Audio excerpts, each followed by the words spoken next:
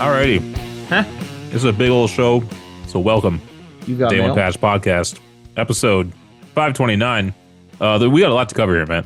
We got a lot to cover, yeah, big time. I'm your host, Ryan Johnson. Matt here is going to help me cover all this news. Yeah, we were gone for 2 weeks. We had 2 weeks off. Well, it wouldn't have mattered. Although I Wouldn't guess have if we were on last week, we would have been covering Summer Games Fest. Correct. And so that would have taken a big chunk off our list of things to cover today. Well, in State of Play, right? Yeah. I think this guess would have just so. been like the Xbox show, wouldn't it have been? Yeah. But it's kind of our E3 show now, I guess. I guess so, yeah. For the kids who don't know what E3 is, it was basically what just happened. Although not as spread out. And there is unity. Everyone was kind of on the same page. We do our conferences. Remember that? Was it Monday that was always packed? Well, Sunday was Bethesda. I remember that. That was Sunday night, right? And Microsoft was Monday morning. That sounds right. EA, then Ubisoft, and then Sony, right? Yeah, Sony was in the evening. That's right. Weird that Sony got like that last spot there, because that feels like the best one to me, because it's right before E3 actually officially started, which was like the actual conference where people could attend different showrooms and play the games and whatnot. But like, yeah, it was. So wait, was it Nintendo that was on Sunday historically? I want to say it was Nintendo on Sunday, and they stopped showing up like officially or like at the event. Although Yeah. I kind of want to say they maybe had a booth, but they didn't have like a conference there on like a stage. However, I do know for a number of years they had that direct, the E3 direct that would come out. I'm actually surprised we haven't seen an EA thing, like any kind of show. They used to do EA Play. That's gone. What does EA have now? Sports games. Battlefield is like allegedly coming this year or early next year. There's a third Jedi game coming out. Okay. I think. But, I like- think that, I don't know if it's officially announced, but I think that people are assuming it's a trilogy. So But a third one. Is this enough though? Is that enough, you think? Their Dead Space remake kind of. I guess they didn't sell enough for them to make a second Dead Space remake. That sucks. That in particular sucks. It's one of those things though, where it's like the franchise died because not enough people were playing it, I guess. And so when you bring back the first game remade, it's like, well, no one had interest the first time apparently. Why would you? You know what I mean? Well, Mirror's Edge kind of experienced the same thing, although it had a cult following. Blade Runner has always been a cult classic sci-fi. It's a big movie among sci-fi fans, but they came out with Blade Runner 2049. It didn't do too well, even though I loved that movie. I went and saw it like 5 times myself in theaters. But yeah, that didn't do well because you based it on a cult following movie. The general audience didn't care about it, you know? And how much of the cult following people are just going to wait for the home release? How many of those are like first movie, like Puritans, I guess, where they're like, nope, like I just, I don't care about sequels or whatever. Yeah. That was a movie to see in IMAX, though. That was awesome in IMAX. That was pretty nice. Yeah, pretty good. All right, let's get into the games. Enough wasting time here, Matt. Actually, no. We gotta waste more time with Matt's video game fun fact. God.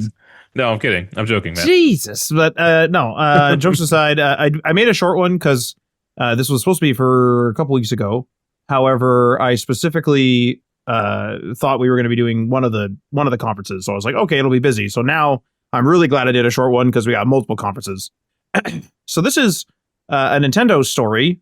And, it's pretty brief, but it's actually Boo's, which is the ghost, Boo's inspiration.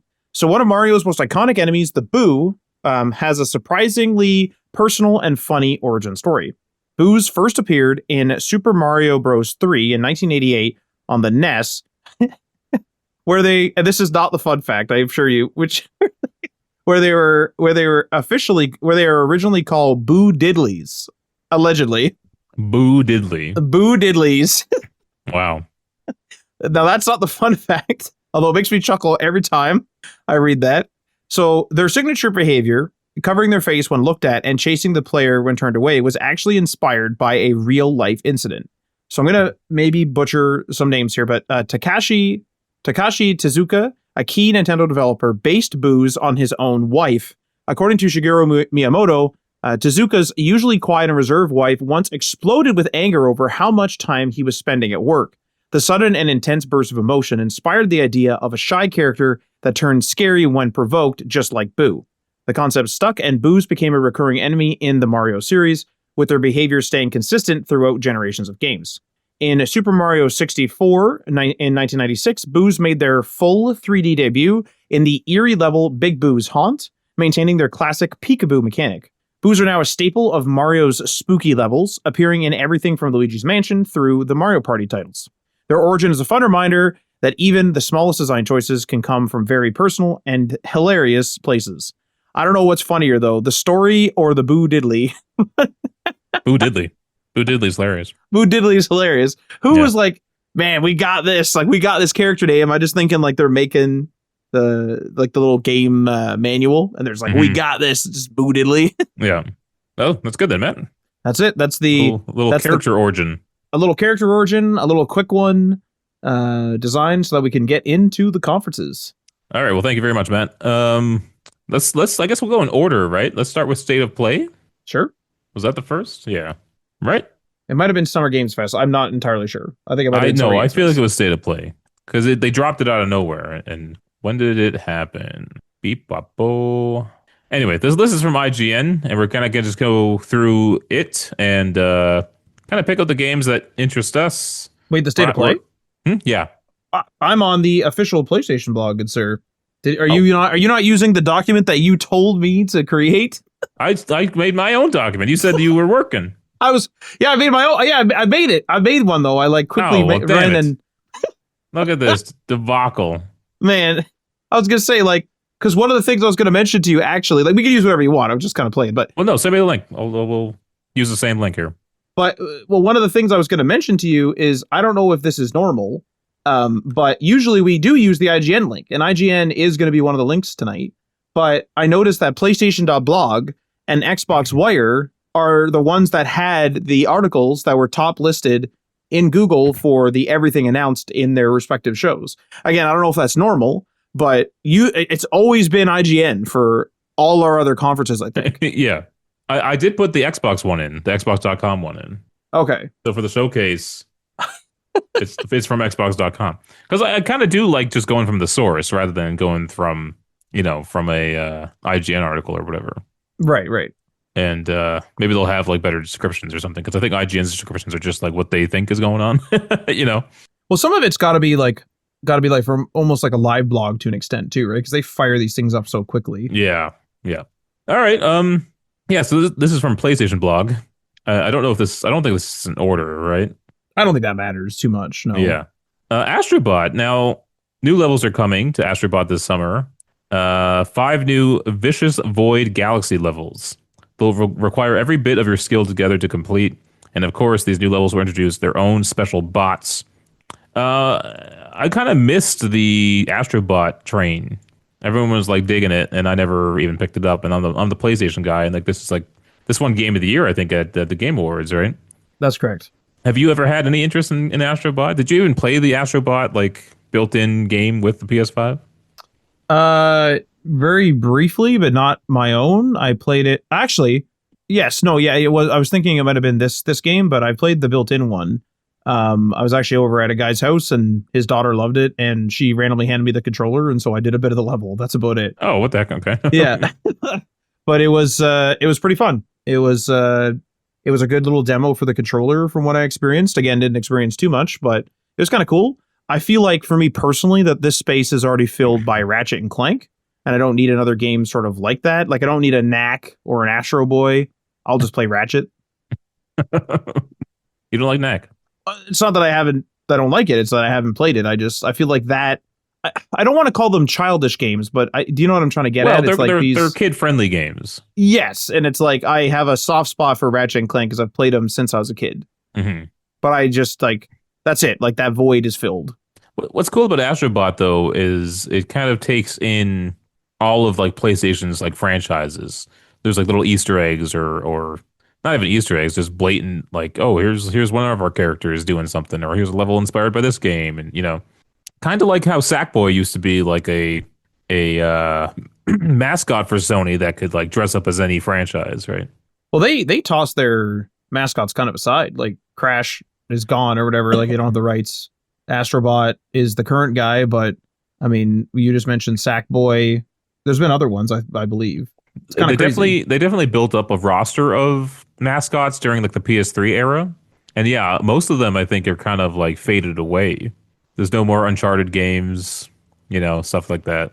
Ratchet's realistically a mascot to an extent, or at least an Yeah, honorable but mention. but for some reason it's like it's not like the big popular game on PlayStation anymore. Even though that last one got a lot of attention because it was like a launch title and it had like the cool tech with jumping between universes and stuff. And it was fucking awesome too. But it doesn't seem to break into like the zeitgeist, so to speak, and it's not like people see Ratchet and think PlayStation immediately.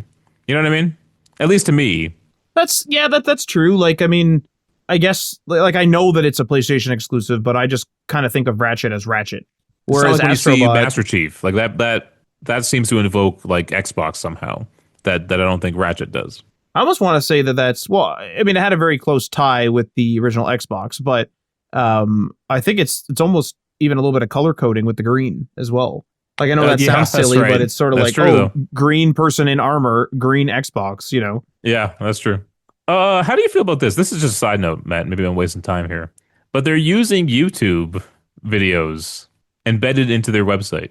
Yeah, They're not even hosting their own gameplay clips no one does or that anymore. gameplay trailers. No one does that anymore because the computational power is like you need a lot. Isn't that upsetting? No, because there's the thing is like you either need a bunch of disk space or you need to have like a fair bit of computational power. Because here's the thing, you can direct play a file. That's easy enough.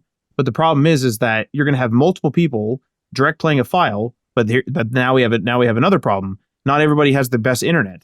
So somebody needs it at 720p. Somebody needs it at 1080. Someone's watching on an 8K TV. So now we have 3, 4, 5 different versions because there's going to be more than what I just mentioned. So now you need to do what's called transcoding, which is converting on the fly. So now you need like a lot of computational power. So what some companies will do is they'll export like 3 different versions, like maybe like a 720, a 1080, and a 4K, and then that's it. And then you choose. But then you have to think of how many people are watching all that. So realistically, for stuff like this, it's better just to offload it to the experts and the people who have the infrastructure to do it. I don't like it. It wouldn't happen in Ryan's Sony. That's all I'm saying. It'd be a lot of money. Let me tell you. Well, just think about this. Can you imagine going to Apple's website and there being an embedded YouTube video? Not Apple specifically, but Apple's kind of a different. Well, not kind of. It is a different beast. But isn't that weird? Wouldn't that be weird though? It'd be weird for Apple, yeah. I don't think it's weird for this. No, it's not weird. I'm just upset by it. That's all. Well, think about something like here's an example. I don't know if you remember this, Ryan, but like in the Xbox One era, like you and I both didn't have the greatest internet, and we would go to the store and go to the store page, and on Xbox One at least for a while there, it would try to autoplay a video. Well, that video would constantly freeze, it would crash, it would act up. And it's likely because, not that I know for sure, but it was likely because they didn't have the greatest transcoding or no transcoding at all. We may have been direct playing like a 1080p video and couldn't handle it. 100%.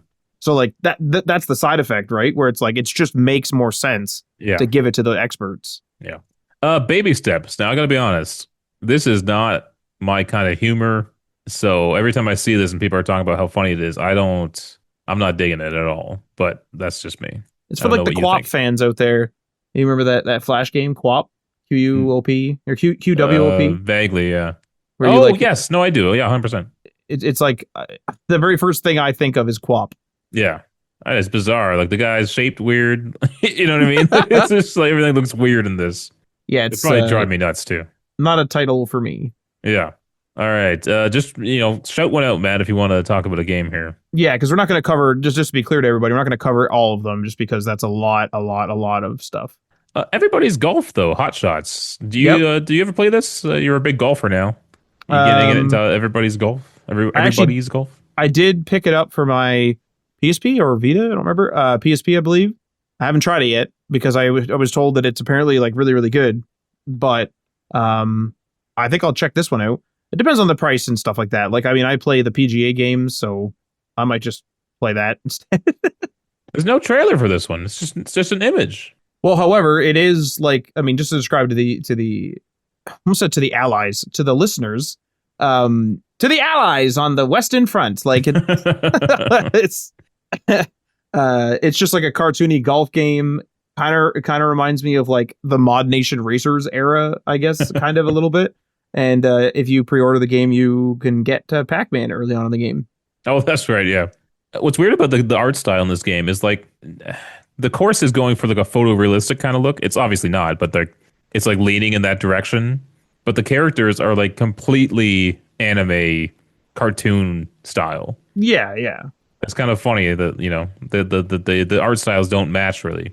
No, and they're the thing that kind of reminded me of that, not Mod Nation Racers directly, but that era of like kind of cutesy games like that kind of thing from Sony. Hmm. Um, but it is a little bit strange. Like the trees, for example, are, I mean, they're not perfect, but they're definitely more more realistic than the characters. Yeah. Now this was a bit odd. Sony's like probably next big game is Ghost of Yotai, and they basically just teased a special state of play episode that's going to be completely dedicated to Ghost of Yotai, which I guess is similar to how Xbox does like a deep dive on a single game after their showcase.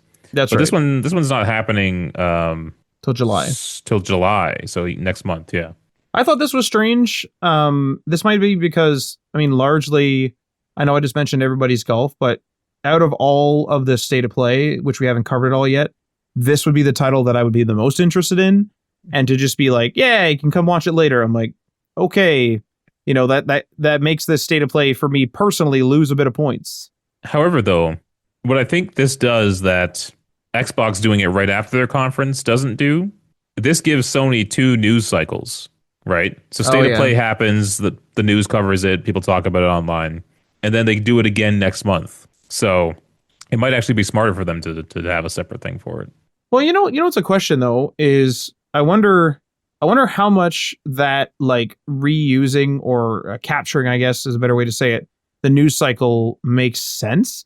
And the Hmm. reason why I question that is because wouldn't they split these presentations up even more than they already are? Like usually the E3 presentation back in the day was really, really big and they wouldn't have anything for a bit. And then they years ago had the E3 presentation, then they had PSX, and then they would have something else. I can't remember now. Maybe it was, I don't know, Gamescom or something. And they would like, keep kind of showing stuff off.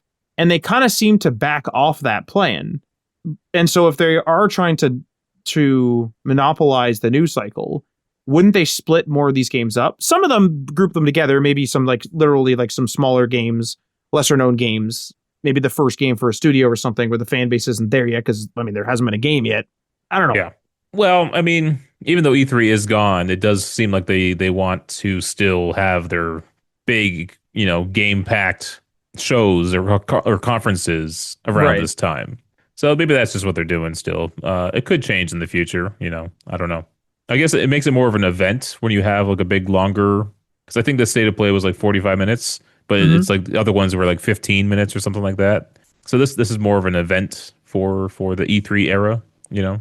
I guess it also brings with it multiple articles, even from the same publication, Hmm. where they'll have like maybe a live blog, and then they'll have everything announced, and then they'll maybe talk about the top two games in two separate additional articles. Yeah. Yeah. All right, let's talk about one of the bigger announcements at this state of play. 007 First Light from IO Interactive and Amazon MGM Studios. We're both kind of Bond fans. So tell me, Matt, what'd you think of this first look? I'm down with this. This is kind of exactly what I wanted IO to do, which is kind of take the Hitman formula, apply it to Bond, and now you're like actually a super spy kind of thing. Hmm. What I like about it too, and we can kind of discuss this, Ryan, because we were discussing it off air when it happened, is this Bond kind of looks young. He doesn't quite look as suave yet. He's not as mature, I guess you could say. And yet like they kind of embrace that by making it so that he's earning his 00 status. Hmm. He's kind of a Bond in training. And you were saying how he kind of looks like a dweeb almost, or lame, or so I can't remember what words you used back then. But you were saying he kind of looked lame a bit. But I was like, yeah, because he's not the James Bond we know yet. And I like that because we can approach this game and not be like, oh, like this is how Bond is going to look. Like they're introducing us to him, warming us up to him, and then in future games, because I believe they said, this is only the first one that they're doing, and I think they're planning more from the sounds of that. Not that it's confirmed, but if they do, a trilogy or something, it's like they can change him, they can mature him up. You know what I mean? Like make him not as goofy, make him look different, whatever. Right? Just as age goes on. I want to I gotta do some calculations here There's some because calculations. Now, obviously, what's the guy who played the first Bond? What's his name? Sean Connery. Zardoz himself. Sean Connery. Sean He's Connery. not Zardoz. Zardoz is the head. Sean Connery already looked kind of like not old, but like he looked like a full-grown man when Yeah. he was playing it. And so did Roger Moore, but people just looked older back then. But I want to see how old Roger Moore actually was. Roger Moore, I thought was like in his 30s. Probably because that's usually who they cast to be Bond, right? Is someone in their 30s.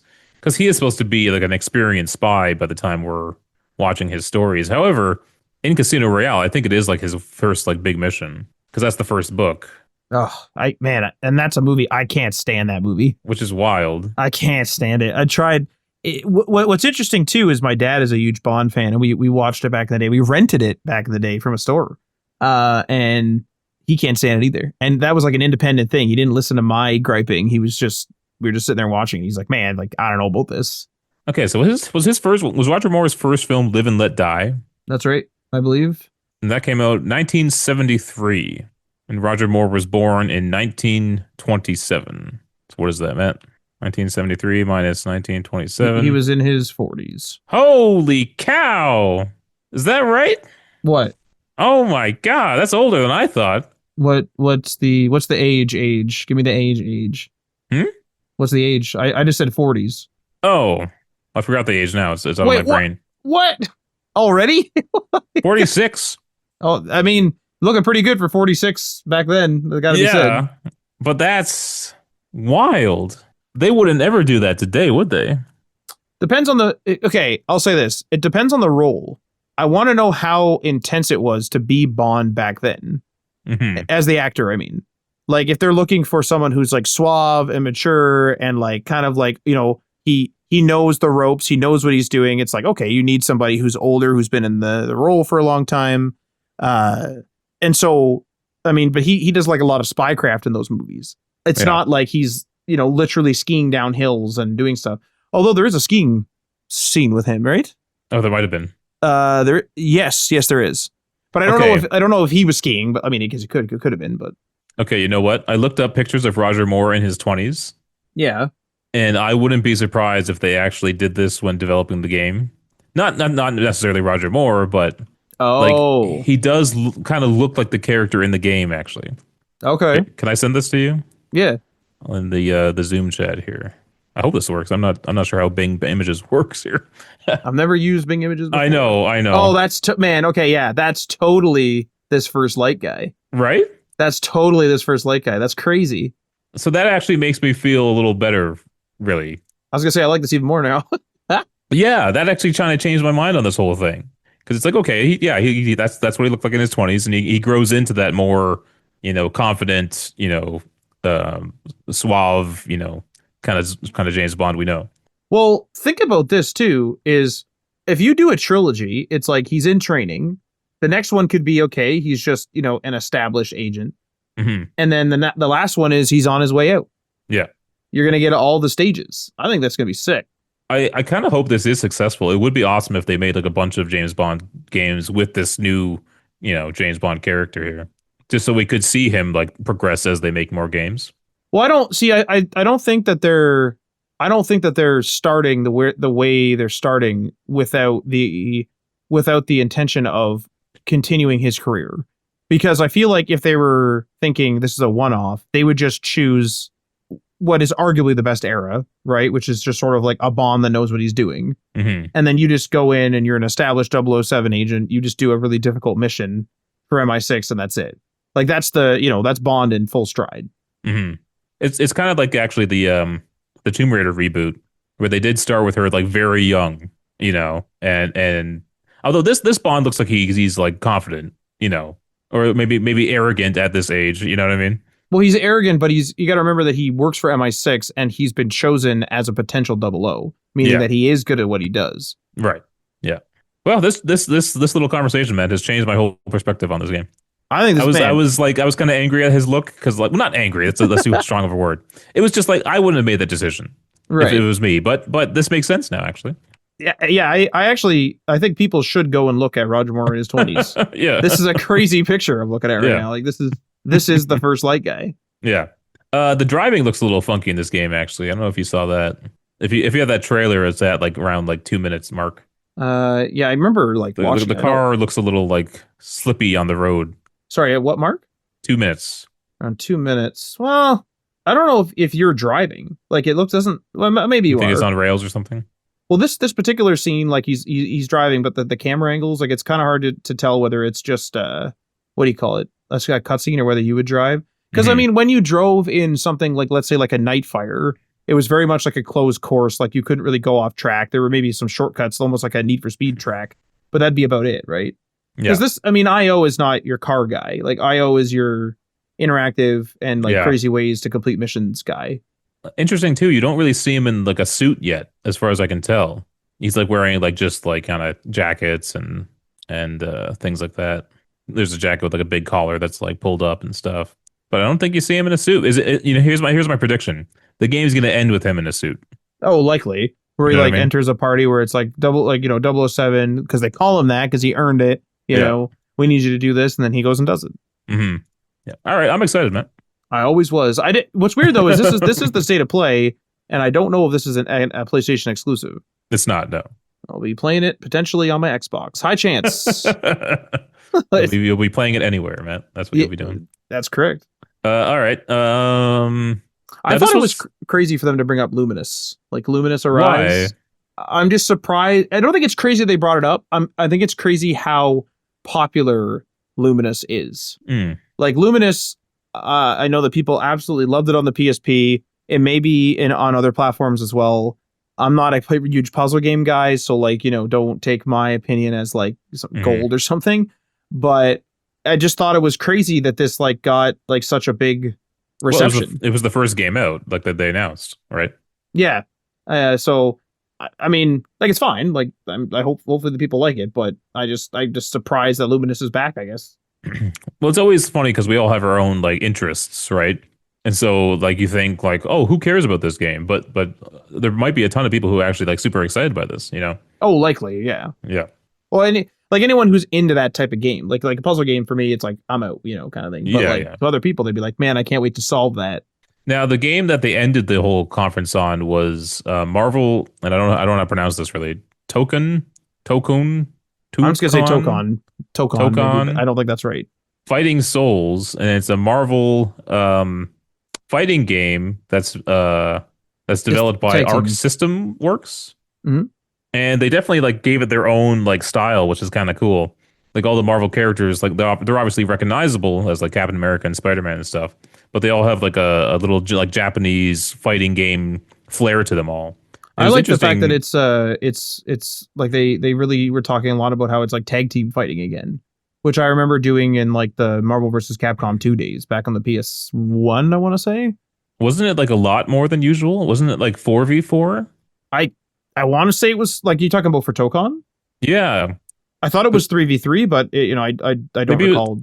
but they were talking about it how it was like unusual or something that they had that many characters versus each other. Well, because games now, like fighting games now, this is the impression I got. I'm not a fighting game expert by any means, but from the impression and my memory of watching this back when this State of Play first aired was that like a lot of fighting games now are like you specialize in a character. Like you choose a character like in like Tekken or something, and then you go through the story or you go through your quote unquote fighting career as that character and you master that character. Obviously people, they dabble if they're casual players or they casually dabble, but they have a main and they master that main character. This is a excuse me, this is a different way to fight, right? Where you can like tag in other fighters. There was like combo moves and stuff where like all of the tag team were attacking each other, things like that. And that changes the controls and that changes the dynamics. And it changes the dynamics a lot too, because even if you say like, okay, my Spider-Man is always going to be out there in the forefront, if you change your buddies in your tag team, now the mechanics are going to be different. And so to me, that is what they were trying to get at, because they specifically designed different ways to play. So they incorporated gameplay controls and mechanics that are like supposed to be easy to pick up and play. They showed like different modes where it's like, if you don't want to, if you find like all three characters on the screen or whatever too much, you can like play in a different way. Yeah, watching through the trailer, it is 4v4. That is 4v4. Okay. That's crazy. Yeah. So you got to choose like four characters every time you fight. I guess I don't know how that works.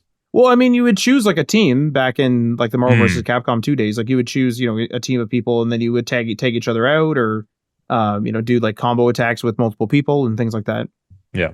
It says Arc has incorporated gameplay controls and mechanics that are easy to pick up and play, and yet still offer the depth and versatility for high level competition. Yeah, because that's like I'm not a big fighting game guy, and so it is kind of hard for me to like pick up a fighting game and know how to use it and stuff. But also, this is also described. Every game is like great for new players and also veterans of the franchise. You know, but Well, I thought I remembered them literally saying that like there's control modes where you get to choose like, hey, I just want one character on my team out at a time mm, because it's like too much. hmm And then there's like other ways to do it. Now maybe that's a difficulty slider. Maybe I'm misunderstanding the mechanics. Not 100% on that. I'm not a huge fighting game guy, but yeah. All right. Other things on the list: Metal Gear Solid Delta Snake Eater, which is kind of at the point of I'm just ready for it to come out now. I don't need to see yeah, any more of it. I did just learn today that it's going to have an online component though, which is interesting, and it's not going to be like Metal Gear Online, like the multiplayer that was on Phantom Pain. So I don't know. I don't know what's going to happen there. Going to be hunting people? I don't know what you're doing. well, these are these usually like a bit novelty. Like they never really stick around, right? No, Multiplayer modes. it almost feels like back in the day, like the PS3 and 360 era, where every game had a multiplayer Yeah, component to it, even though they had no business having a multiplayer component. Like Mass Effect 3, like what the heck, you know? it's crazy. Yeah. Mortal Kombat Legacy Collection. I don't. It doesn't say which ones it comes with, but it was like a bunch of the original ones, like 1 through 5 or whatever it was, or something like that. So that's pretty cool if you kind of like those old games and want to play it on a modern console. I have the list here actually. List of playable games that are announced so far, and there's going to be more on the way. Apparently, is Mortal Kombat from 1992, Mortal Kombat 2 from 93, Mortal Kombat 3 from 1995, Ultimate Mortal Kombat 3 from 1995 as well, Mortal Kombat 4 from 97, Mortal Kombat Advance, which is the Game Boy Advance game, of course, Oh from my 2001. god. Mortal Kombat Deadly Alliance from 2002. This is also for the Game Boy Advance. And Mortal Kombat Tournament Edition 2000 from 2003, also the Game Boy Advance version. All right, there you go. Good stuff. You know what's interesting about this stuff is, and now I don't know if this is the case, but for fighting game fans, but I mean, I have some fond memories of like some of these games. Like I think Mortal Kombat Deadly Alliance or something, not for the Game Boy Advance, but for Xbox. Uh, if I bought a collection like this, I would just play that one. I Hmm. wouldn't play all of them. Now, I don't know. Well, actually, not even because I was just thinking like I haven't really played a Tekken or a fighting game series, but I have played quite a few of the Tekkens. I've played Tekken 3, 4, 5, 6, and 7, I think. And even if I bought a Tekken collection, I think I would just play 4 and then go back to the latest one because 4 is kind of like my favorite one. Like I don't know if I would be like I got to go through all the Tekkens. You're I right. want to know Yeah. how much of these collections are actually played by the people. Do they actually go through and like I don't know, remaster each one of these? I guess there is like a story mode to each of them, right? For Tekken, for sure. At least in the ones I've played, I'm not sure about Mortal Kombat. I know some of them obviously do definitely have it, but I don't know about all of them. I mean, it could just be fun if like you were like it's like a nostalgia trip, so for some fans, I'd imagine. Even if you just pop in and play a few matches each, or you play with your friends when they come over and stuff. That's a good call. Kind of like a party game. Yeah. Speaking of these fighting games, this was kind of a surprise, and actually, I'm surprised no one's really kind of talking about this. Sony announced a first-party game stick or fight stick, codenamed Project Defiant. This new controller allows you to allows wireless play through PlayStation Link or wired connection on PS5 or PC, and is set to launch next year. That's kind of wild to me. It's I mean they're getting into it, right? Like with Tokon, like they're like that's a PlayStation exclusive. They're involved in some way, it kind of sounds like. And so I don't know. Like it's just maybe they've decided to get into the space. I think they even like said that at one point where it was like, why aren't we in the space? Like, they've always been the people that, housed Tekken and things like that. So it's maybe time for Sony to throw their hat in the ring to get into the fighting game space. I will say it does look nice. A lot of the other fight sticks kind of just look like over the top and a little goofy. I like the cleanliness of this one and how it matches your PS5, obviously. which you still don't like, right? You still don't like the look of it? The PS5? Yeah. No, it's just like Oh, some big oh, wavy piece of plastic. oh. Yeah. All right. Anything else stick out to you here, Matt? Nothing in particular other Silent Hill than F, I guess. that's what I was gonna say. Silent Hill F. That's And very like spooky looking. not. I mean, like I don't know if I'd play this, but like I know that Silent Hill is such a huge like thing for people. Like we were even talking to Adriano earlier today about Silent Hill, and he's like kind of going through the original and things like that. So Silent Hill is a huge draw for people. Well, it's funny, okay, yeah, because we just learned that they're going to remake Silent Hill 1 now after doing 2, which is interesting. You know what though? We were just talking about the Dead Space stuff. I remember, and this was just my own personal friend group. I remember people talking a lot about Dead Space 2. No one talked about Dead Space 3, and a few people talking about Dead Space 1. Hmm. Maybe if they remade Dead Space 2 first, they would be like, all right, let's redo the first one now. Well, here's my theory on this. I think they didn't expect it to be as popular as it was. And so Oh, they yeah. they they chose, like, if they only had one shot to remake a Silent Hill game, they chose the fan favorite one, right? Right. They remake that. That one ends up being super popular. Well, I shouldn't say super popular, but big. It was a big release for them. And then they're like, oh, okay, maybe we should go back and remake one, right? They might not have ever Justification. planned to do one prior to doing two, right? Yeah, like, I mean, if you were given the chance and you only wanted, and you were only able to remake one of them, I mean, which one would you do? I mean, take like a game franchise that we just talked about, like Ratchet and Clank, given the ability to remake one of them, I Mhm. wouldn't remake the first one. I would remake the second one, 100%. It's not even a question. Really? Like, of course, going Commando, 100%. Because it's your personal favorite. That's my personal favorite. But at the same time, like, if you were to say, like, take away your personal preferences and you just look at the numbers, hypothetically, if the fourth game, which it isn't, but if the fourth game was the most popular in the Ratchet series, it's like, well, you can only make one of them. Which one should we do? Right. Are Yeah. we going to care about the chronological nature of what we're doing, or do we want to remake something that's freaking awesome? It's like, let's remake something that's awesome. And the same thing is true about Metal Gear Solid 3 Snake Eater. They remade the third game in the series. Yeah. Now, again, I don't know if the third one's the most popular or not. I don't know. Again, it's my personal favorite game. But I'm curious if maybe it was the easiest to remake because they're literally just like reskinning it basically, right? Right. And that's it's like the most modern of the original like three games. The first game is like completely old timey kind of game, right? Second one less so. It's kind of a mix between two and or one and three, but it's still old and janky.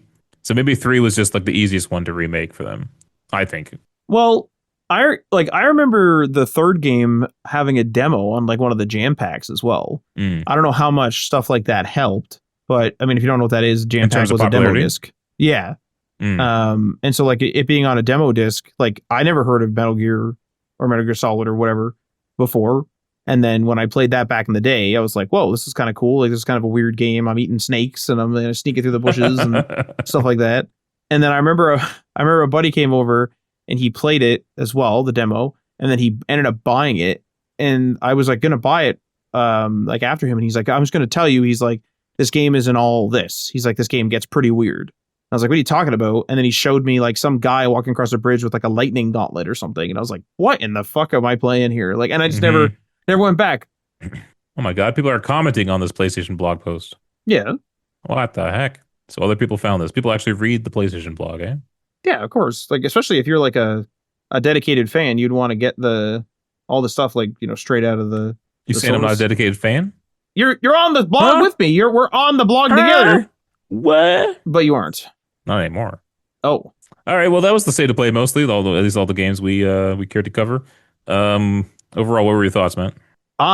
it wasn't for me. It definitely didn't have a lot of games for me. I liked seeing Bond, but again, I'll probably play that on Xbox. Xbox, and I am interested to see how that golf game pans out, and that's largely it, unfortunately for me. Yeah, there wasn't a lot here for me either. Ghost of Yotai, we'll get a better look at. I'm definitely interested in that game. Pre-ordered the collector's edition, actually, the physical Oh my collector's god! edition. First Light, I'm interested in. Metal Gear Solid Delta was already on my list. And Silent Hill scares me, and I'll never play those games. So Overall, I think it was okay for me personally, but I did hear a lot of people who liked it. Even I think it was Brian Altano on IGN really enjoyed it. So there is some love for it out there. Well, I was gonna say like it's. I don't think it was a bad show. It's not like they only showed like 2 out of 10 games. They just weren't for me. Yeah, yeah. All right, Matt. What's next on your list? Well, You're a host now. I've never. I'm not that. What I ain't the host. I have never seen Summer Games Fest. I did see Xbox What? Game Showcase, so I was gonna say if you want to like lead the show into Summer Game Fest, we could maybe end on Xbox because I feel like that's the freshest in all of our minds. Plus, we probably gonna talk about the handheld a bunch. Yes, that's true. Yeah, I mean, well, I'll just kind of rip through Summer Game Fest. Again, it wasn't a hell of a lot of stuff that I took note of. It was a long show too. The Really? state of play was like 45 minutes. I think Summer Game Fest was like an hour and a half maybe. So it felt pretty long to me. One of the biggest games that announced there was Resident Evil 9, which was called Requiem. And what they did is, in Requiem, REQ, RE is like, the short for Resident Evil. And then the Q turned into a 9. Ah, RE9, Requiem. Remember when they did Village and it was Resident Evil 8? Because VILL is like VIII, 8? yeah. Well, because of the I and the two L's. Yeah, yeah. Yeah. So they like doing this, I guess. They like naming it based off of. So we can probably predict what Resident Evil 10 is going to be. I don't know how accurately we'd be able to predict that, but We have a problem here, though. Is it going to be an X or a 1010? I mean, we would have to add both to the data pool, I guess. And then what word could start with LO or IO? Love. What? Resident Evil Love. That's weird. But anyway, it was funny what they did with the Resident Evil reveal. They had like a little video like celebrating like 30 years of Resident Evil or something like that, and they had the creator come out and talk about thanking the fans and all this stuff, blah blah blah blah. And then he said, you won't have to wait long for the Resident Evil 9 announcement. It will happen in like a blink of an eye or something to that effect, right? And I think a lot of people, including myself, thought it was over. Like it was just like, oh, he's going to announce Resident Evil 9 at some other point in time. Then later on in the show, they dropped the Resident Evil 9 without saying it's Resident Evil 9. And you had to like kind of watch, and then you find out it's Resident Evil, and everyone started going nuts. It was crazy. That's a pretty cool reveal. It sounds like. Yeah. Here's one that might interest you too, Matt. Dying Light: The Beast release date set for August with gameplay trailer. Well, I was actually going to mention that because like I saw things about this like a little bit, like just kind of on TikTok and things like that. And what's weird is I like absolutely loved that first game. Every single time I played the second game, I had fun, but I never wanted to return. There was never like that draw to return. Mm-hmm. And then now I just don't know where to be at with this. Part of it feels weird, and this is more logistics than anything, is that the second game seemed to take forever to come out. In fact, it did take forever to come out. And this game feels like it's coming out too fast now. So, I mean, I'm going to keep an eye on this. I mean, it's going to be cool to be back with Kyle Crane, but Crane. just as I thought. Man, that's an in joke and a half. Yeah. But I don't know. What do you think about this? I mean, I'd only play it if like you bought it. I don't think I'd buy it just by myself. But we didn't really play the second one much, right? We played the campaign and then that was it, I think. Because it was weird. It was like we all played it on the same time, but I rarely remember playing co-op, which I We don't did a really bit. know. We did? Okay. Yeah. Mm-hmm. Maybe it was our differing opinions because I went with the Peacekeepers and you guys Oh, were like, right. no, those are the evil people. And I was like, no, the people that tried to frickin' string me up and tried to Mhm. kill me, they're the evil people. They tried to kill me, You held a grudge. Yeah. as I would in real life. Pop out of a Mhm. sewer. There he is. Like, what's happening? And it's like, start stringing me up. Yeah, I would be like, man, fuck those people. Onimusha, Way of the Sword, got a trailer. That's for Adriano, I guess. Big time. I was gonna say Adrian will probably love that. Have you ever played an Onimusha game? No. I've only ever played one of the one random one. I don't know which one on the PS2, and it was like static backgrounds or whatever. Like I forget what they call that now. But yeah, I don't know. I tried that and was just like, yeah, it was all right, and I just never went back. There's a lot of classic games that have just kind of passed me by, and given my, I don't know what do you call it, but how I just can't play old games. It's like I can't really even go back and catch up on games. It's very weird. Very weird. Well, we do have like quite the amount now, I know. which is kind of crazy. I've got time to catch up. I will say, Arc Raiders kind of looks interesting a little bit. Where do you see that? So it's just I don't know. Scroll down here. It's Arc Raiders secures October release date for PC and consoles. Oh, okay. I don't know. I just think the game kind of looks fun. For some reason, it looks like it's going to scratch my like Division itch. Although there is a Division, Yeah, that's right. there is a Division like thing out. The thing is that it's not like the Division in which you can do like just PV. Well, I shouldn't say it's not. I don't know all the details, but Arc Raiders is 3-player PvPvE. So I don't know if it's like you know how the Dark Zone is an area that's like kind of PvPvE in the Division, but most of the time I'm cowering in the PvE area. Mm-hmm. So I don't know whether like that's going to be the case, but I don't know. It looks kind of cool to me. I think I'll probably watch some streams on it and stuff. Just watching the trailer now, I have no idea. No recollection of this game. I remember the branding specifically. Like it just looks like a cool like brand. It's kind of like not quite the rainbow. They have like an older school font, I'd call it. Yes, yeah. With like the stripes, like the red and the orange and the green. It looks a little vintagey, yeah. Yeah, and like that kind of stands out to me. Mm-hmm. Oh yeah, this does look cool, man. You're right. But I'm just a little scared of like when it's PvPvE because I'm like there's just comes a point where it's like I already get my ass kicked in Call of Duty. I can only get my ass kicked so much. You know, it's like Yeah.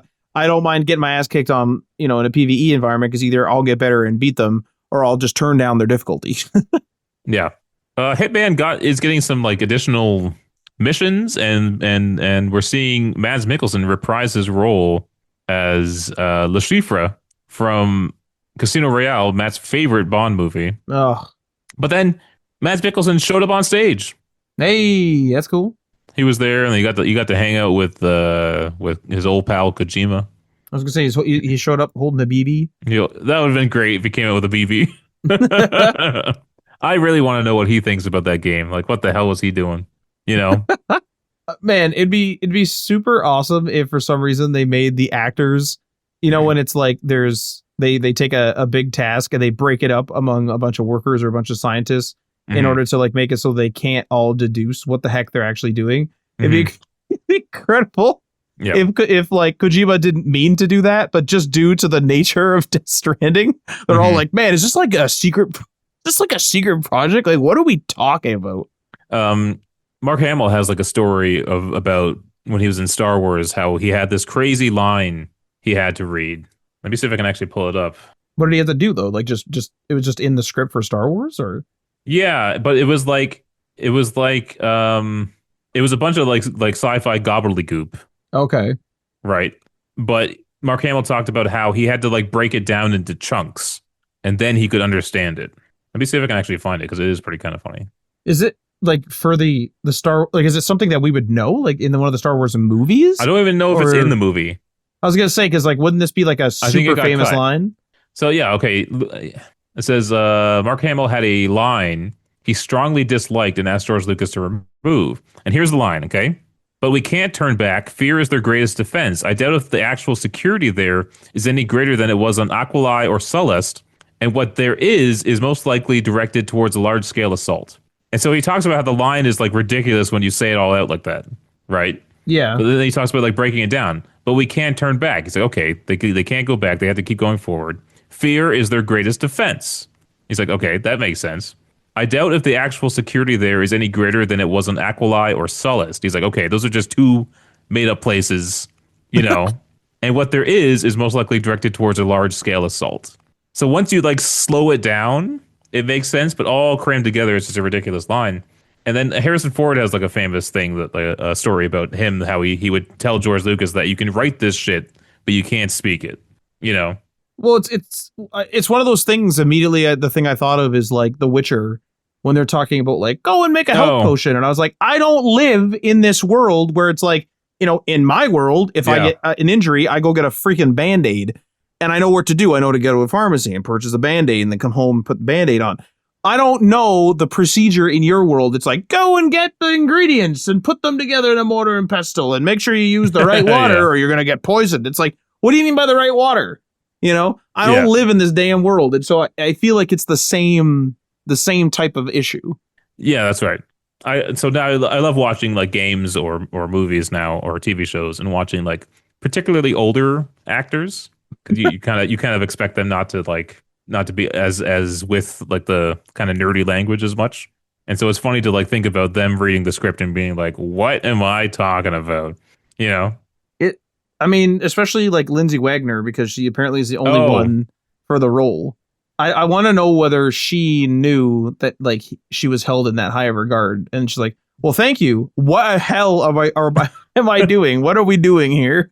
she, yeah, it's like of all the video games she could have been in, she's like in her 70s and in like the most wacky game possible. Yeah, Like what an amazing thing to happen.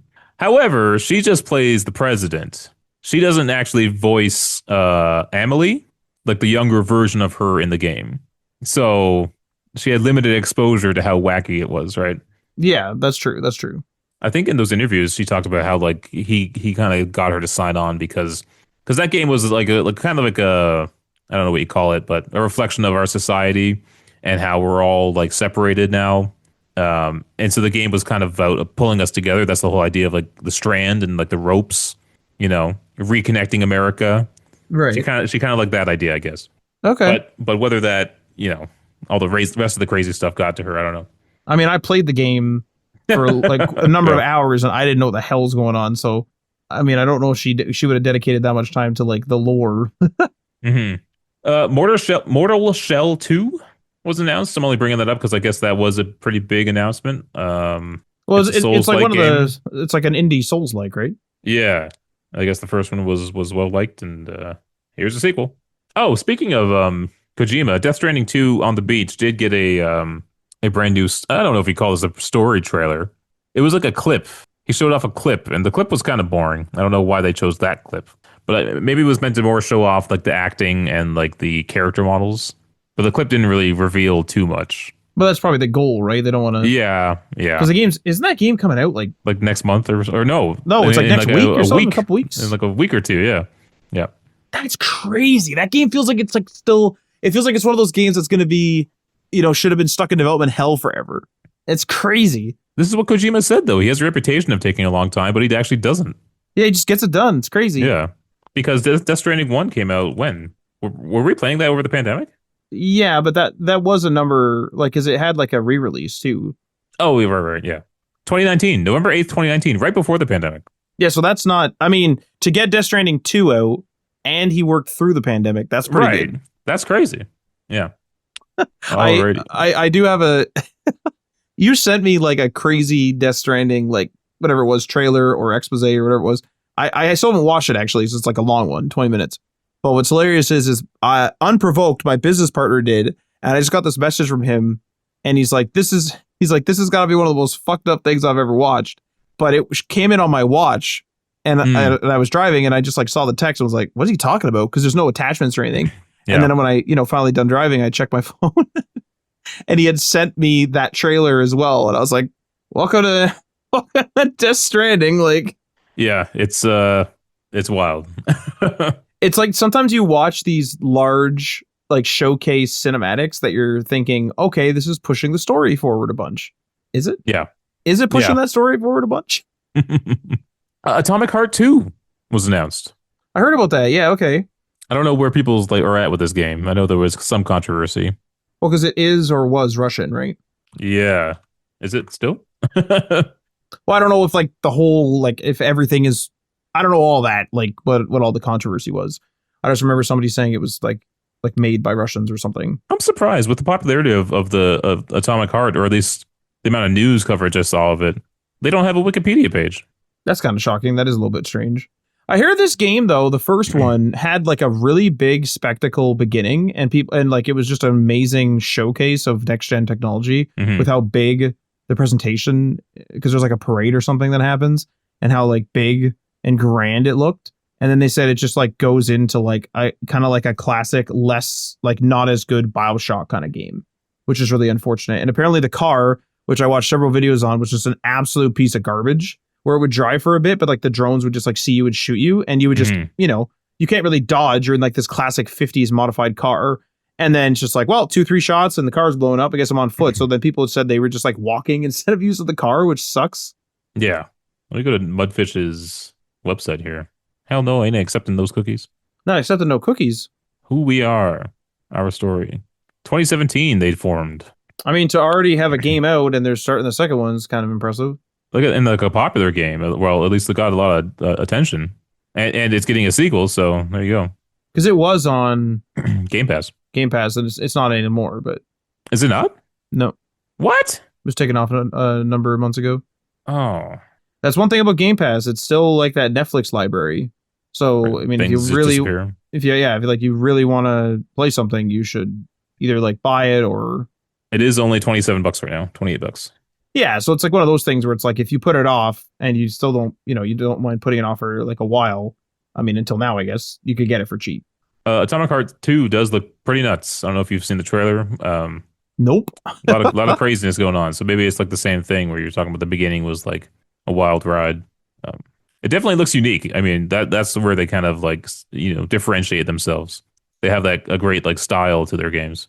Well, there was that other feature they had too, where you could attract all the sort of like bits and bobs around you.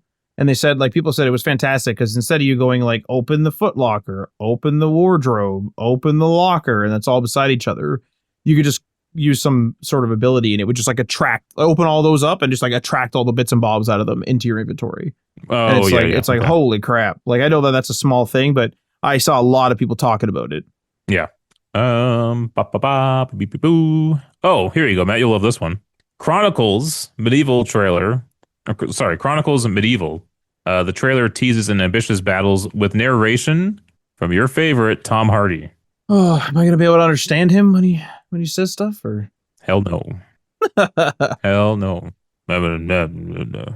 Says PC early access though, 2026. And that's it. There you go. That's it for the Summer Games Fest. Yeah. This is the only one I didn't watch. Like, it was weird. It's like I missed it for some reason, and then I literally just never went back. Never went back. few standout things in there, but again, nothing that I didn't really add anything to my list yet. I mean, what is the definition of your list though? Like, there's definitely some I stuff don't know. that but well, no, my question is like for me, it's like I add stuff to the watch list. What I mean by that is like I'm like, hey, I'll see how it goes. If it starts getting 2s out of 10, it's just off. Like, it's You're just gone. keeping an eye on it. Yeah. Yeah. And then there's other stuff where it's like, I do plan to play it. However, maybe if it starts getting 1s out of 10 or if it doesn't work properly, then I'm out anyway. No, my list is like I want to play these. Okay. Yeah, it's not just like keep an eye on. Most of them I want to play them. Because before the playlist app, I used to just keep it in my notes and like have like little circles where I would then check mark if I had actually played it. And so my lists were actually games I want to play from like State of Play 2023 or whatever like that. And they do have featured playlists on the playlist app. So you can actually go into the Summer Game Fest, and they got all the Summer Game Fest announcements, and I'd go in there and mark the ones I want to play. I will say that playlist app is pretty good. I don't know how much people use it, so I hope they keep it alive. It might not stick around, yeah. Yeah, but like I do enjoy that playlist app. My favorite thing to do in that app is finish a game that I really was done with, and then just go in and be like, check mark, goodbye. Yeah. All right, so we move on to the Xbox Games Showcase. I am ready for that. Take it away, Matt. Me? Yeah. What? Yeah, I'm tired of talking. Well, we'll just kick it off with a hardware announcement, I think, because that's a pretty big, kind of elephant in the room, I suppose.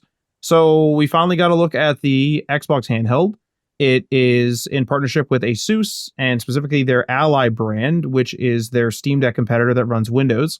So this is called the ROG Xbox Ally, and then there's a higher end ROG Xbox Ally X. They designed it so that it's not exactly like the Ally. The sides, so like when you pick it up, there's like half a controller on the left, half a controller on the right, just like the Steam Deck. But they designed it so that you don't get sort of like that flat finger syndrome, I think somebody said in the presentation.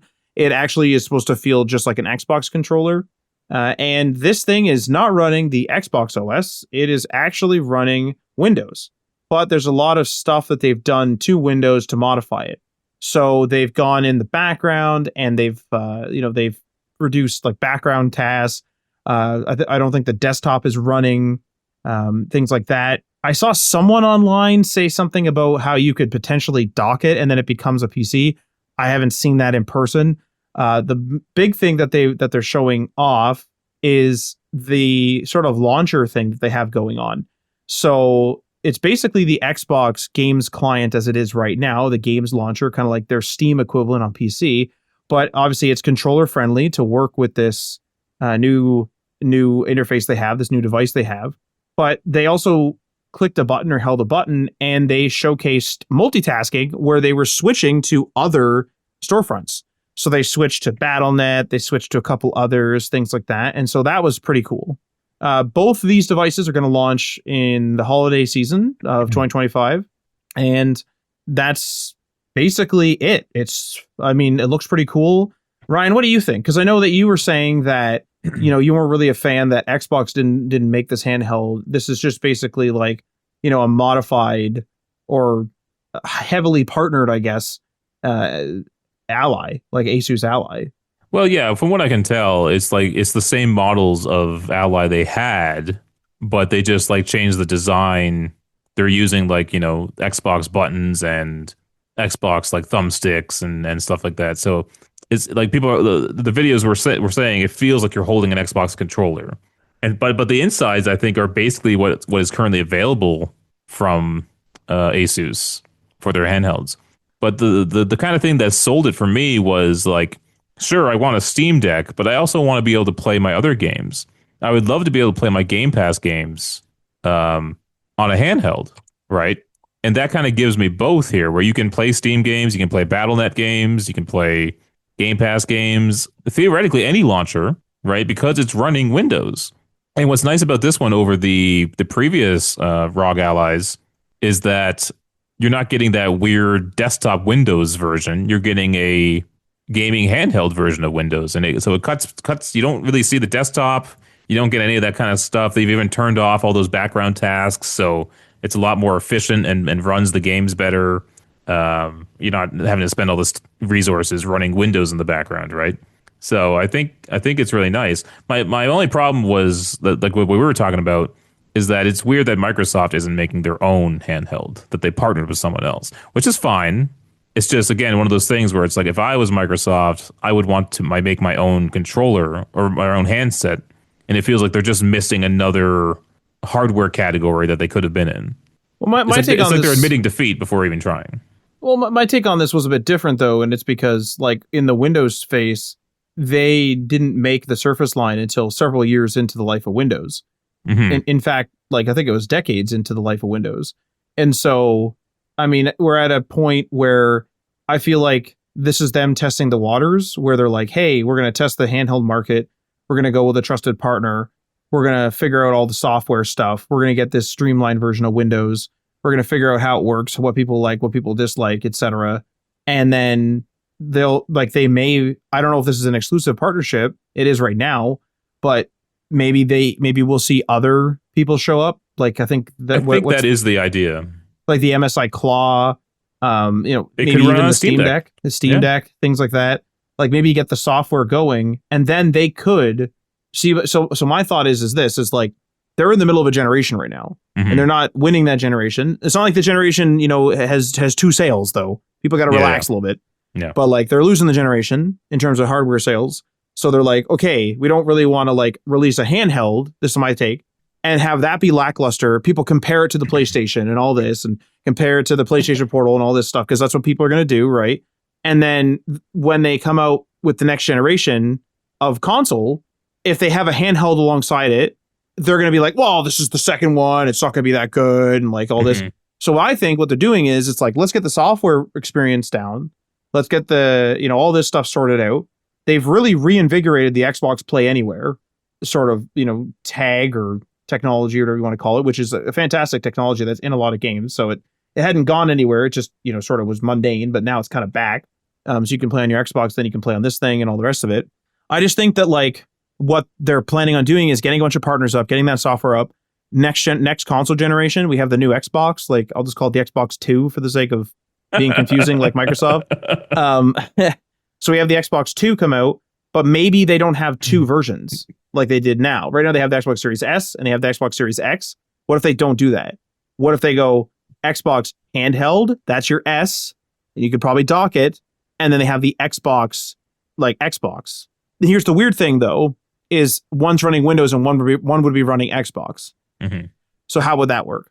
Does that mean that maybe we're going to be just like transitioning all to Windows? I don't know. But I think what this gives them the option to do is when they do go into that Xbox 2 generation, if they have a handheld, it's like, we built this handheld. This is our handheld. Look at this. And it's the first one. So they're going to dominate the news cycle. Like, oh my God, Microsoft made their very first handheld. Look at this thing. It's so cool. Blah, blah, blah, blah, blah, whatever. It's using the same software experience that you're used to and this and that. Or is it? What if their handheld has like a unique thing where it can run the Xbox like OS? Or what if it runs the Xbox OS or the Windows OS and it runs both games or whatever? Like, what if they have a unique edge that they're not going to be giving to their partners? They're just giving their partners this specific version of Windows. Yeah.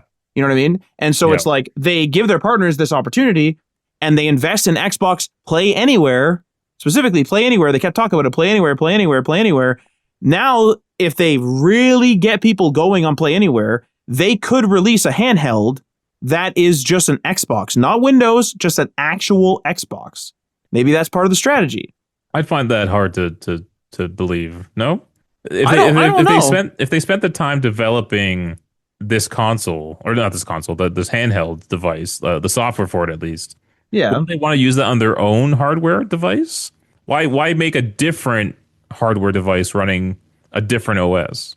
You could say the same about they're both Windows. You could say the same about Xbox though.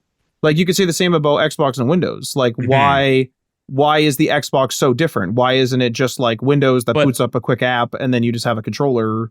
I guess it's the versatility, right? Of having a Windows-based machine just being able to run any Windows game. Right. You're going to have more games available than an Xbox would. Well, the other question too is I mean, I'm just kind of, I'm speculating. What if their handheld is the only one that is compatible with both? Mm-hmm. They have experience with backwards compatibility. What if their handheld emulates or dual boots or whoever it handles the Xbox? And so it's like, hey guys, if you bought an Xbox handheld, 2-3 years ago and you're looking to replace it, buy ours, because ours, it works with all those Play Anywhere titles. And also it works with all the Xbox titles that we'll be releasing alongside our Xbox 2. Yeah.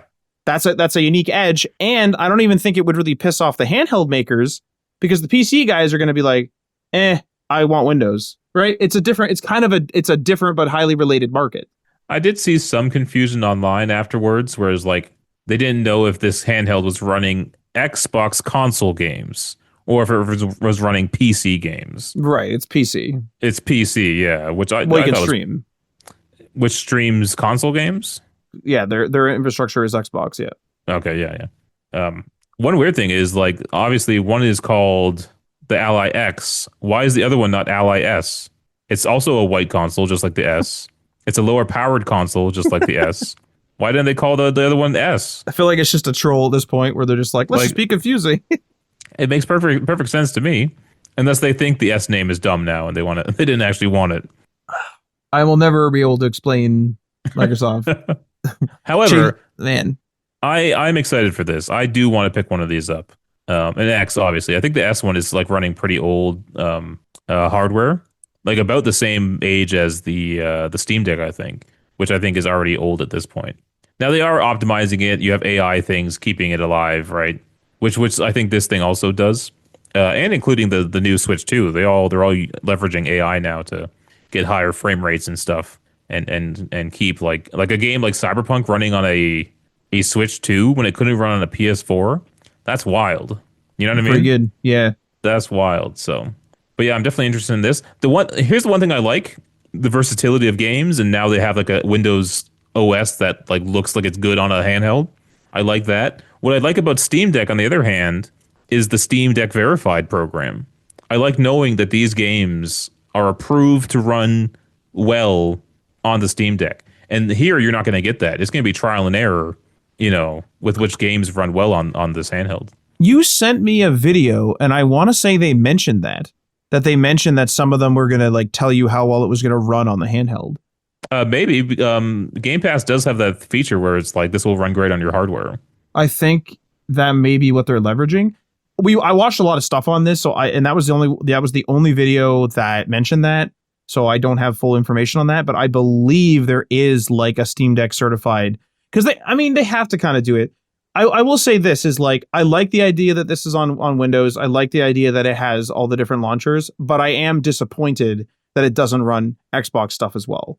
Like, it would be so good if they just somehow, and like, I mean, it is a big ask, like, obviously, but it'd be so good if this is just like, this runs everything. This runs Xbox, this runs PC, whatever. Mhm. You know what I mean? It's just, this thing just does it. It crushes it and it's over. This is the handheld. Yeah. That would be sick. Like, that would be like, okay, this is a damn good handheld. And it does look damn good the way it is, to be fair. Yeah. So I'm excited for that, Matt. That's good. Good stuff. Yeah, so, I mean, I guess we can move on to the games then, because a lot of them, they were talking about, the Xbox Play Anywhere. I think maybe all of them or something. But I'll just kind of flip through a couple of these. One of them that, like, weirdly stood out to me, and this is one that you didn't stand out to you, Ryan, was actually Clockwork Revolution. Oh, yeah. Mm-hmm. I really like this. It's like a steampunk time-bending RPG. It's from In Exile Entertainment. It showed off a new trailer, quite a long kind of look at it.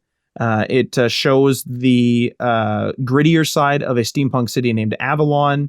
And it just looked kind of cool to me. It showed like pretty cool like weapon crafting, kind of like in like a more advanced version or a steampunk version really of the Fallout 4 system. And it just looked pretty damn cool to me. I love all these like tags they have here. So I'm on the Xbox Wire website, and it's like Xbox Series XS, Xbox PC, Xbox Cloud, Xbox Play Anywhere, or play it on day one with Game Pass. Also available on Steam. Yeah, that's right. Holy crap! Like, how many labels do we need underneath these titles? Yeah, and a lot of PlayStation titles or PlayStation logos under these games too. That's good. Like, I was going to actually say, Gears of War Reloaded. I mean, not something we need to really touch on big, but kind of a big move for PlayStation guys, because like, it's cool that they get to try Gears of War for the first time. Grounded 2 was actually a shock to me, because Obsidian's going frickin' gangbusters. They just released Avowed earlier this year. They're releasing The Outer Worlds 2 later this year. That's this year, right? It just sounds wrong to say that. Later this year. And then they're also releasing Grounded 2 in early access, to be fair. Just like last time. Or Xbox Game Preview. But hey, it worked for them. Early access, that's this year. That's just next month, July 29th. Crazy. I heard they made Grounded 2 because Grounded 1 wasn't big enough to ride insects. Oh, that's interesting. Okay. And so they I guess they wanted a game where you could ride the insects. I mean, I'd be down to play this. I did like enjoy playing Grounded. I'm kind of sad we just like gave up on it as soon as like version 1.0 launched. We were just done with it. Well, I'll say this. I'll tell you this, Ryan. If you want to, I actually do want to complete that. So I'd say okay. Like Tim was with us for the journey. We kind of like let him know, obviously, give him the right of first refusal if he doesn't want to complete it or does. And I say we have one mission. Let's just go do it. Yeah. Just go complete the game. Like, why not? Like, we have infrastructure, which I forced us to build. We have like a bunch of like storage and guns and whatever else, all the stuff we need. We could just go do that last mission. Like, who cares? Yeah. Yeah. Okay. But just, I'm down. Like, I actually do want to beat Grounded 1 and put it in my playlist app. Yeah, knock it off the list. Yeah. Ninja Gaiden 4 looks really cool. I feel like it's going to kick my ass, so I'm not going to do that in particular. But Outer Worlds 2 looks pretty damn funny. I kind of want to like force myself to play Outer Worlds 1 though. I have it on Switch. I haven't played it. I went back and looked at my backlog for the original Switch because the Switch 2 is launched, which is another thing. Outer Worlds 1 on Switch? I have the Outer Worlds 1 on Switch, yeah. What the heck? I was given it as a gift. It's on Game Pass. Yeah, but I was giving it as a gift. Like, this wasn't like I didn't buy it. But anyway, I looked at like as the Switch 2 launched, which is something we're not covering in this episode, which is crazy. A console launch just alongside all these events as well. But anyway, Outer Worlds 2 looks pretty damn funny, but it's like, man, like I feel like I want to do the first one, so it kind of like takes the wind out of the sails of that. Did you watch the direct though, Ryan? I did not watch the Outer Worlds 2 direct too much. I watched like a little bit. I passively watched it. I kind of watched the beginning, and then me and Aaron started playing Night Rain. But I had it like open on my computer, and I was just kind of like, watching it any kind of downtime I had. That's kind of what I was doing. The guy was kind of funny. Like, there was like a comedic guy that was like kind of there hosting it a little bit. The voice of Sonic. Yeah, that's right. I was gonna say it was the voice of something. Yeah, the voice of Sonic. That's right. pretty damn funny. Yeah, his comedic bits were pretty good actually. They were actually pretty funny. Like I thought he Yeah. was going to be like Mr. Caffeine there for a couple minutes. Oh my god. Just that's Ubisoft, right? Yeah. You know what? I'll say this with Mr. Caffeine. Kind of annoying, kind of ridiculous, but he was a stage personality and he was on stage. Like it was fine. Like it wasn't that people go nuts. It wasn't that bad. This is a weird one. I'm not excited for this, but I'm excited that it's out so that something else can come out. Tony Hawk's Pro Skater 3 and 4. So though they're being, redone, remastered, whatever. The Foundry demo is out now. I think you have to pre-order it, but the game's coming out soon, July 11th. What's hilarious is I'm only interested in these coming out because it sounds like they're like, oh, we're not done yet, which means that Thug is going to come out, and I'll play some Thug. Like I'll play some friggin' Tony Hawk's Underground and Tony Hawk's Underground 2 for sure. So I'm ready. Like my body's ready, and I'm just down for that. That's kind of like that Jackass era that we grew up with in high school, with Yeah. Bam Margera and all the guys and stuff like that, Steve-O and things, especially the second one. And I have the second one on my PSP because it was a launch title, which is ridiculous, but I haven't played it yet. But I mean, I'll play a remake. That's for damn sure.